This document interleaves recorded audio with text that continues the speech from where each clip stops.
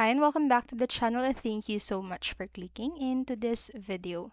So in this video, I am going to teach you how to fix Starfield crashing on your PC. So make sure that you stay until the very end of this video so you won't miss an important step or information. And without further ado, let's get on it. So the first fix that you can do is to update your graphics drivers. And to do this, just open your device manager and go to the display adapters to check your current GPU driver version. And go to your GPU manufacturer's website like NVIDIA or AMD.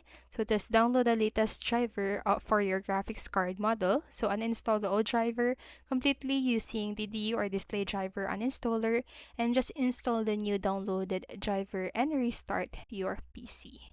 Then next, what you can do is to monitor your temperatures.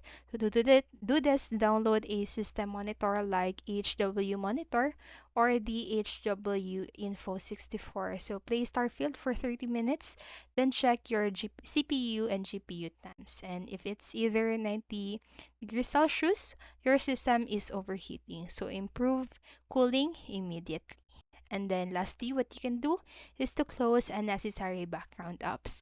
And to do this, just simply press Ctrl Shift Escape simultaneously on your keyboard to open Task Manager and go to the processes and check for any unnecessary apps running.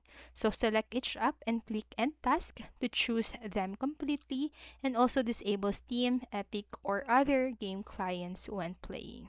And so that's it for this video, and I hope this helped you.